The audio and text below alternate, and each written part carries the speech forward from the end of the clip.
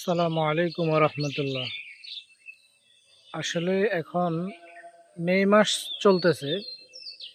মে মাসে আল্লাহ তাআলার কি একটা নিদর্শন আপনারাই দেখতেছেন।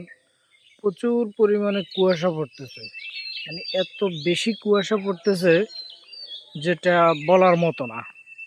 যে কুয়াশাটা পড়ার কথা ছিল জানুয়ারি ফেব্রুয়ারি মাসে, যেই রকম কুয়াশা পড়ে এর চাইতে প্রচুর পরিমাণ অনেক মানে আরো কি বলবো, আমার মোবাইলে অনেকটা ক্লিয়ার দেখা যাচ্ছে। তবে এটা আসলে বাস্তবে দেখলে বোঝা যাইতো আর কি, এত বেশি পরিমাণে কুয়াশা পড়তেছে। আসলে এটা একটা আল্লাহ তাআলার গজব যেটা আমরা দেখতেছি।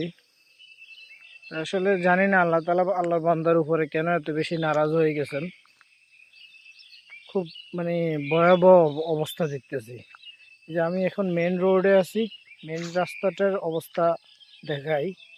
একটা গাড়ি চলাচল করতে হলে সকালবেলাও মানে অনেক পাওয়ারফুল লাইট লাগবে, এই আর কি অবস্থা।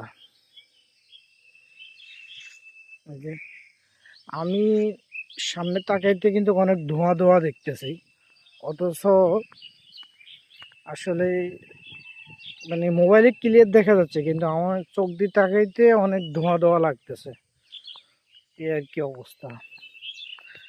যাক, এই মাসেই মে মাসে এসে রোদে বা এতে মানুষ অনেক ক্লান্তি বোধ করতো, কিন্তু এমন এক অবস্থা, রোদ যদি হয় প্রচুর পরিমাণে রোদ হয়, আর যদি আপনার বৃষ্টি হয় প্রচুর বৃষ্টি হয়।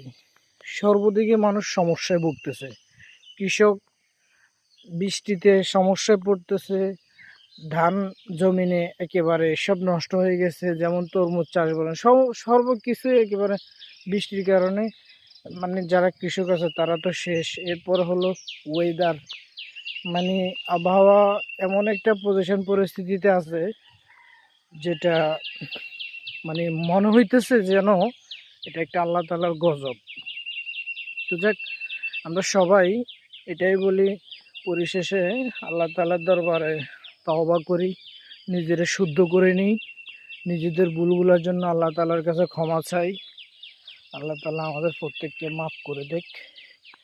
এটাই, এই হলো আমার বাড়ির অবস্থা। আমার বাড়ি মানে রাস্তা থেকে পুরো ক্লিয়ারলি দেখাও যাচ্ছে না। ঠিক আছে, ঠিক আছে, দোয়া করবেন সবাই, ভালো থাকবেন, আল্লাহ তাআলার বান্দেগিতে মশগুল থাকবেন, এটাই কামনা করি। আসসালামু আলাইকুম রহমতুল্লাহ।